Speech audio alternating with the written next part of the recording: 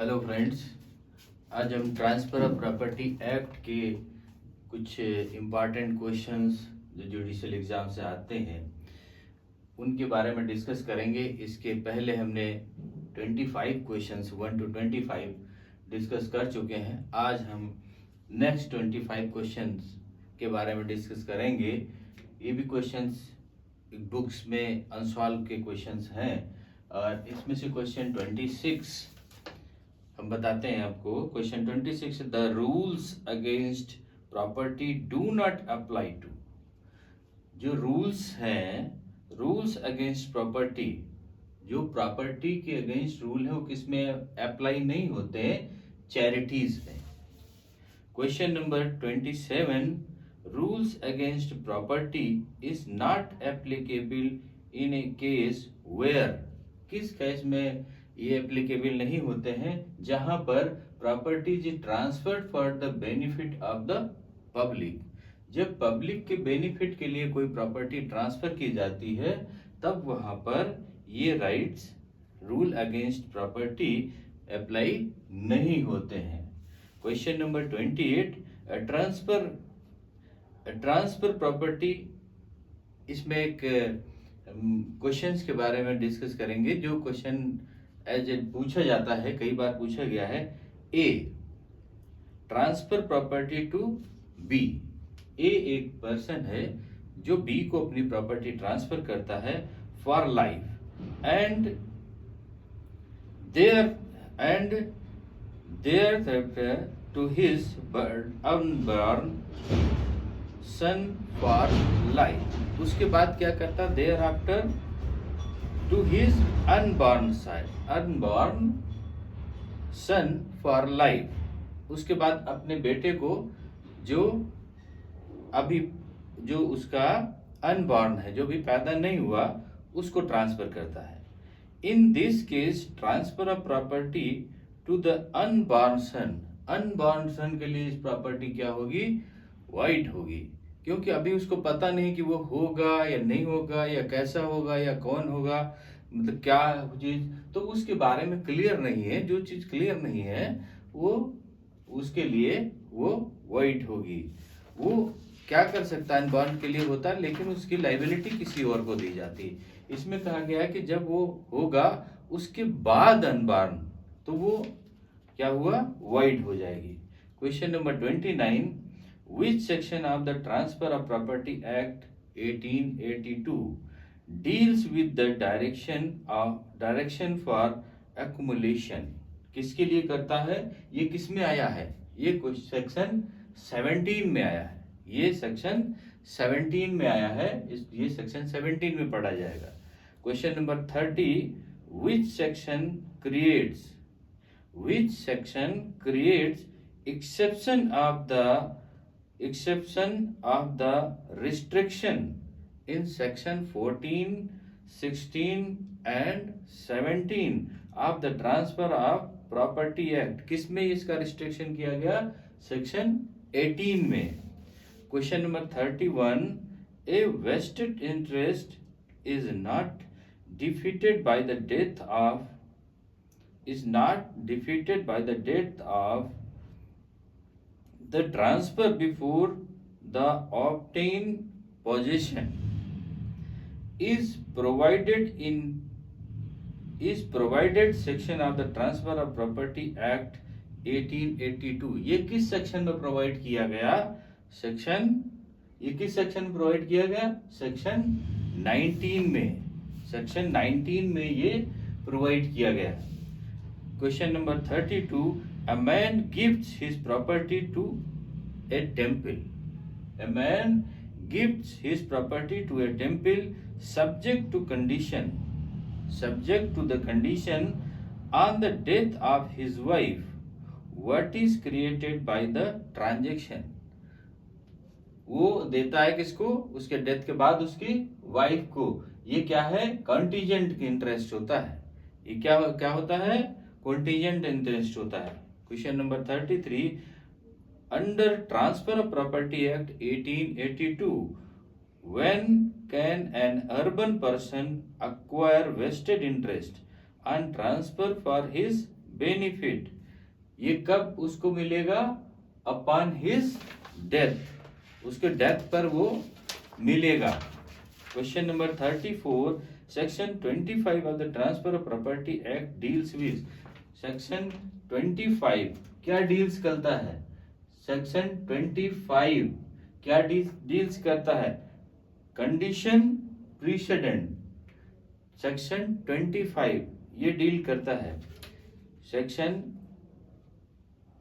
क्या डील करता है? Section 25 condition precedent. Question number 35, which section embodies doctrine of cypres, किसमें आया था डॉक्ट्राइन ऑफ साइप्रिस? सेक्शन 26 में आया था। सेक्शन 26 में इसको हम लोगों ने पढ़ा था। Question number 36, provisions based on doctrine of acceleration under the Transfer of Property Act 1882, provision based किस में पढ़ा था? सेक्शन 27 में। Question number 37, which section deals with the doctrine of election, किस में डील्स करता है डॉक्ट्राइन ऑफ इलेक्शन? सेक्शन 35 में। सेक्शन 35 में ये डील करता है। Question number 38, the foundation of doctrine of election under the Transfer of Property Act 1882 is that a person taking the benefit of an instrument, ये बिल्कुल clear question, इसमें section में हमने बताया था, इसको सेक्शन में इसको हमने बताया था मस्ट बियर द बर्डन, क्या होगा? वो उसका सारा बर्डन बियर करेगा। Question number 39, section 36 of the, section 36 के बारे में बात है। Section 36 of the transfer of property act 1882 is related to the, वो किससे रिलेट करता है? सेक्शन किससे रिलेट करता है? डॉक्ट्राइन ऑफ अपॉर्चनमेंट, किसके?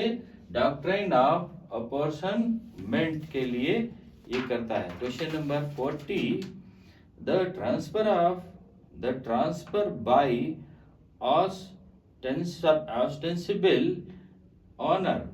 ostensible honor is provided in section of the Transfer of Property Act 1882, ostensible honor किस में था? सेक्शन 41 में था। Question number 41, section 41 of the TPA act, section 41 of the transfer of property act 1882 is the statutory application of the law of, statutory application of the law किस law पे?